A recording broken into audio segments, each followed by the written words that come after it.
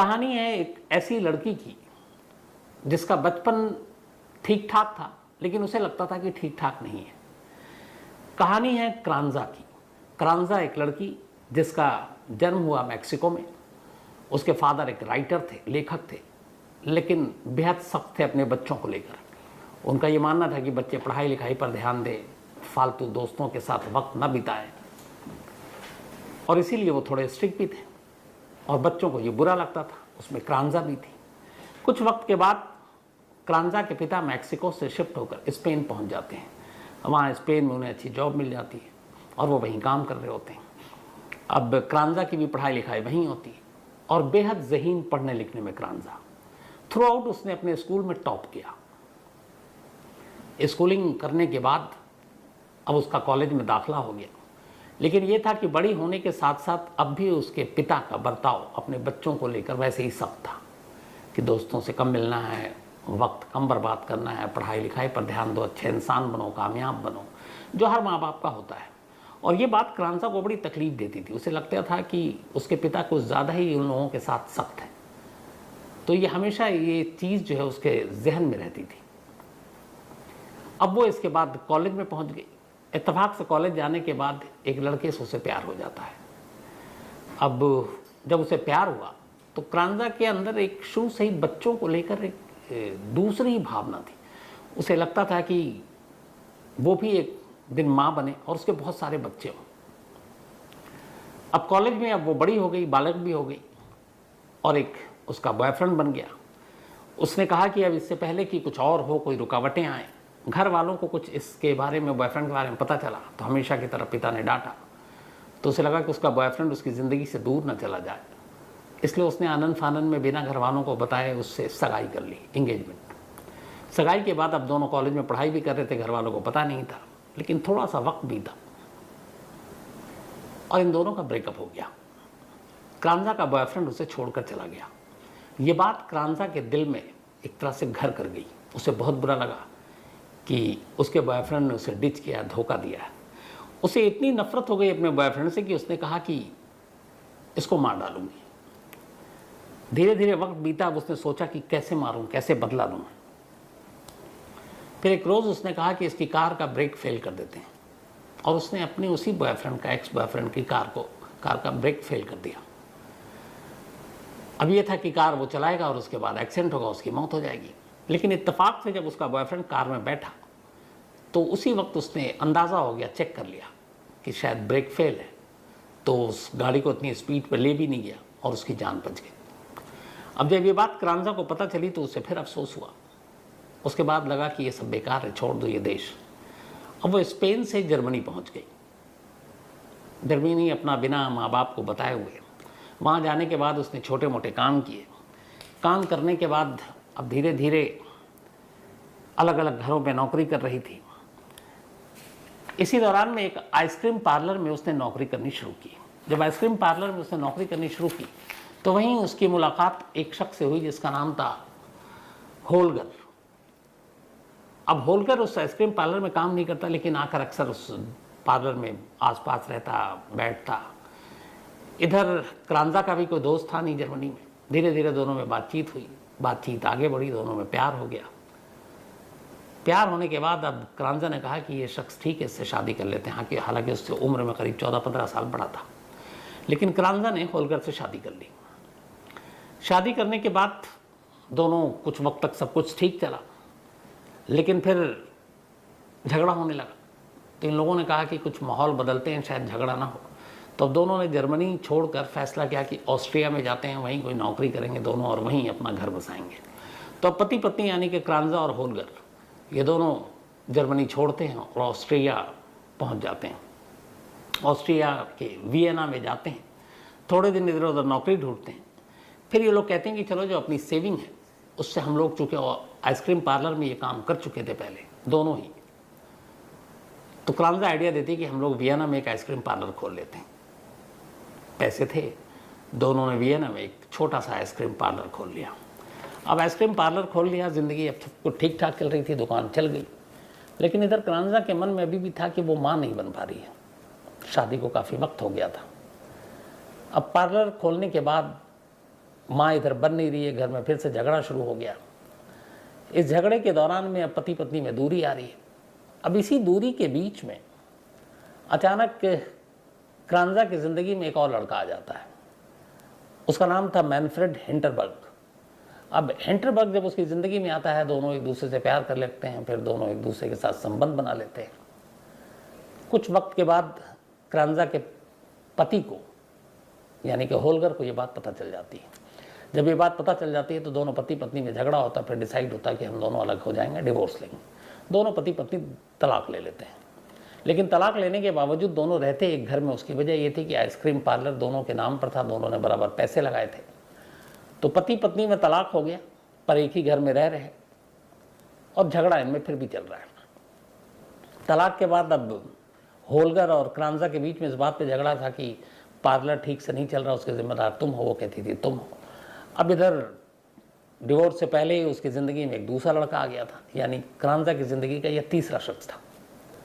अब वो उससे मिलती जुलती, उसके साथ वक्त बिताती। ये सब कुछ चल रहा था कि इसी दौरान में 2008 में एक रोज़ उसके एक्स हस्बैंड होलगर के साथ घर में लड़ाई होती है, इसी आइसक्रीम पार्लर को लेकर। अच्छा, इससे पहले होलगर को एक शौक था शूटिंग का। वो खाली वक्त में जाता और शूटिंग रेंज में वो गोलियां चलाना, शूटिंग रेंज में जो सीखते हैं, तो कई बार उसके साथ क्रांजा भी जाती और वो भी सीखती। तो ये अक्सर शौक था। इनके पास घर में पिस्टल भी थी, लाइसेंसी। 2008 में आइसक्रीम पार्लर को लेकर अब दोनों में झगड़ा हो रहा है। इधर क्रांजा की ज़िंदगी में एक नया नौजवान हिंटरबर्ग आया हुआ है। उस झगड़े के दौरान अचानक गुस्से में क्रांजा जो है दूसरे कमरे में जाती है, पिस्टल उठाती है और सीधे आती है और अपने एक्स हस्बैंड होलगर के सर में एक के बाद एक 3 गोली मारती है। होलगर की मौके पर ही मौत हो जाती है। अब मौत के बाद पहली बार क्रांजा घबराती है, उसे लगता है उसने ये क्या किया। फिर बड़े तसल्ली से सोचती है कि अब आगे क्या करूं। इसके बाद उस लाश को वहीं कमरे में रखती है, कोई आता जाता तो था नहीं। फिर रात वहीं बिताती है। अगला दिन होता है, मार्केट जाती है। फिर वैसे ही जैसे आफ्ताब ने श्रद्धा के लिए किया था, कुछ पॉलीथीन खरीदती है, कुछ आरी खरीद कर लेकर आती है, बॉडी कटर और ये सारी चीज़ें। उसके बाद लाश के टुकड़े करती है। लाश के टुकड़ों को वो एक बाथटब में रखती है और फिर बाजार जाती है। और बाजार से अब वो कंक्रीट के पेस्ट, एक तरह से आप कहते हैं ना जब प्लास्टर होता है, घर बनता है तो सीमेंट और ये सारी चीज़ों का, तो अब बाथटब पे वो सारे कंक्रीट के पेस्ट को लगाना शुरू कर देती है। अब बाथटब के अंदर लाश के टुकड़े हैं, ऊपर से उसने कंक्रीट के सारे पेस्ट लगा दिए। अब उसे लगा कि ये पेस्ट को घर पे यहाँ पर रखना तो ठीक है नहीं। अच्छा, इत्तेफाक से इससे पहले ये हुआ कि जो उसका तीसरा बॉयफ्रेंड बना हिंटरबर्ग, उसके आइसक्रीम फ्रीज़र का बिजनेस था। तो आइसक्रीम फ्रीज़र का जो बिजनेस था, तो कुछ फ्रीज़र इन लोगों ने वहीं लिए थे, आइसक्रीम अपना जो इनका पार्लर था। तो जिस जगह पे आइसक्रीम पार्लर था उसके बेसमेंट में ये लोग फ्रीज़र रखते थे और उसी के ऊपर इनका घर था, क्रांजा का। तो इसने पति का कत्ल करने के बाद अब उसको बाथटब में बॉडी के टुकड़े किए और ऊपर से कंक्रीट के पेस्ट डालकर उसको बिल्कुल हार्ड बना दिया, सीमेंटेड। फिर अगले दिन 2 मजदूर को बुलाया और कहा कि इस बाथटब को उठाकर बेसमेंट में ले चलो। और बेसमेंट में ले जाने के बाद उसने एक बड़े से फ्रीजर में उस बाथटब को रखवा दिया। बड़े बड़े फ्रीजर थे और फ्रीजर को बंद कर दिया। इसके बाद वो अपनी ज़िंदगी में फिर से मगन हो गई, मस्त हो गई। और अब उसका जो तीसरा बॉयफ्रेंड था हिंटरबर्ग, उसके साथ रोक टोक करने वाला कोई था नहीं। तो वो उसके साथ अब अपना रहने लगी और आइसक्रीम पार्लर का धंधा भी ठीक ठाक चल रहा था। लेकिन अब हिंटरबर्ग से पति की मौत के बाद, एक्स हस्बैंड की मौत के बाद, जब वो ज़्यादा उसके साथ रहने लगी, करीब रहने लगी, तब अचानक क्रांजा को एक राज पता चला। उसे पता चला कि हिंटरबर्ग की ज़िंदगी में और भी कई लड़कियाँ। ये बात उसे बहुत बुरी लगी, बड़ा गुस्सा आया। उसने कहा कि इसके चक्कर में, अच्छा, उसने अपने हिंटरबर्ग को रिझाने के लिए प्लास्टिक सर्जरी, अपने नोज़ और बाकी चीज़ों पे भी किए, काफ़ी पैसे खर्च किए ताकि वो सिर्फ उसी का होकर रहे। लेकिन जब उसे ये सच्चाई पता चली तो उसे बहुत गुस्सा आया। उसे लगा कि ये मुझे ठग रहा है। और इसी के बाद फिर 2008 में पहले मर्डर के 3 महीने के बाद एक रात जब हिंडरबर्ग सो रहा था, इसने फिर पिस्टल निकाली और उसके सर पे 3 गोली मारी। अब हिंडरबर्ग की भी मौत हो गई। मौत के बाद उसने पहला तरीका अपनाया, लाश के टुकड़े किए, बाथटब में रखा और फिर कंक्रीट के पेस्ट से उसको बिल्कुल साबुत बना दिया, पथरीला। और फिर मजदूर बुलाया, मजदूर को बुलाकर कहा कि नीचे बेसमेंट में रख दो और बेसमेंट में ले जाकर फ्रीज़र में डाल दिया। 3 महीने के अंदर 2 लाश दोनों फ्रीज़र में, ऊपर आइसक्रीम पार्लर। अब वो जो बेसमेंट था, वो बेसमेंट ऐसा था कि उसमें और भी दुकानों के फ्रीज़र रखे हुए थे, तो जिसके जरिए लोग अपना अपना काम करते थे। और बेसमेंट ऐसा था कि कॉमन था, कोई भी उसमें आ जा सकता था। लेकिन जब दूसरी लाश रखी तब क्रांजा ने उस बेसमेंट में अपना ताला लगा दिया और उसको एक तरह से पर्सनल बना लिया। कुछ दिन हो चुके थे, 2 कत्ल के बाद अचानक क्रांजा की ज़िंदगी में एक चौथा नौजवान आता है। पहला कॉलेज का बॉयफ्रेंड था, दूसरा जिससे उसने शादी की, तीसरा जिसके साथ उसका अफेयर था, उसने उसको मार डाला। अब इन 2 कत्ल के बाद एक चौथा आता है जिसका नाम है रोनाल्ड। रोनाल्ड उसकी ज़िंदगी में आता है, दोनों बातचीत करते हैं। रोनाल्ड से भी उसे प्यार हो जाता है। रोनाल्ड और क्रांजा दोनों अब शादी कर लेते हैं। तो ये उसकी ज़िंदगी की दूसरी शादी थी, 2 अफेयर, दूसरी शादी, सब कुछ ठीक चल रहा था।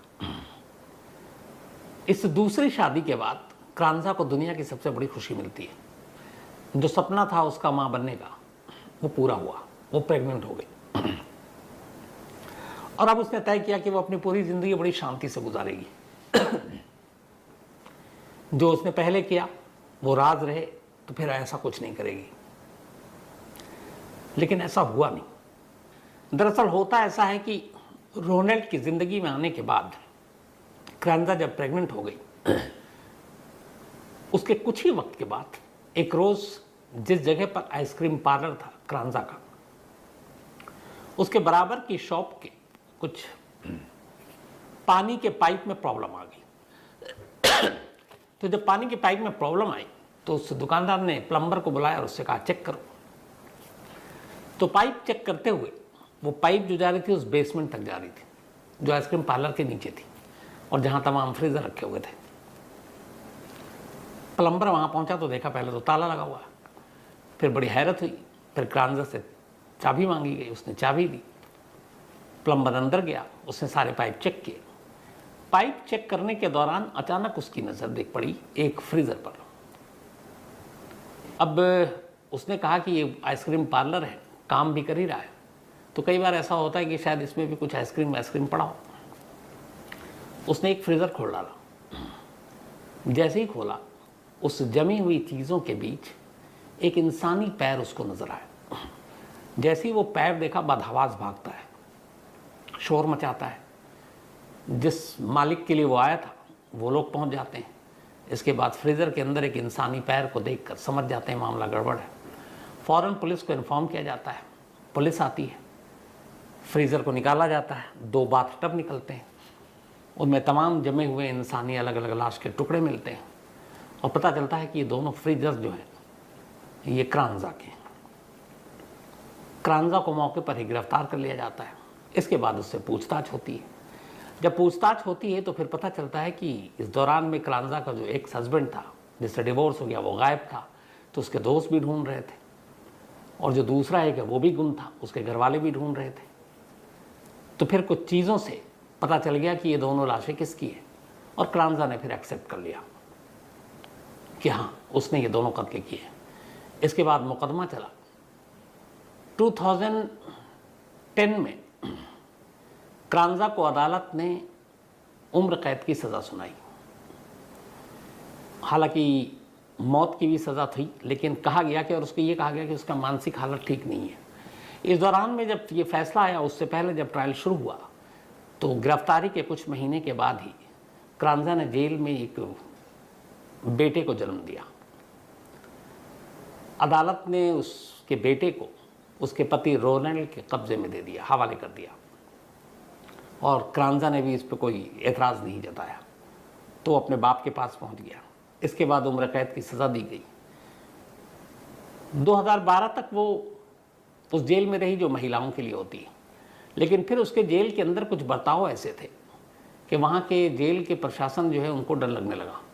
उन्हें लगा कि ये है तो महिला, लेकिन इस पर शायद मर्द भी काबू ना पाए, और ये जब वायलेंट होती है तो इसकी वजह से बाकी कैदियों को ख़तरा हो गया।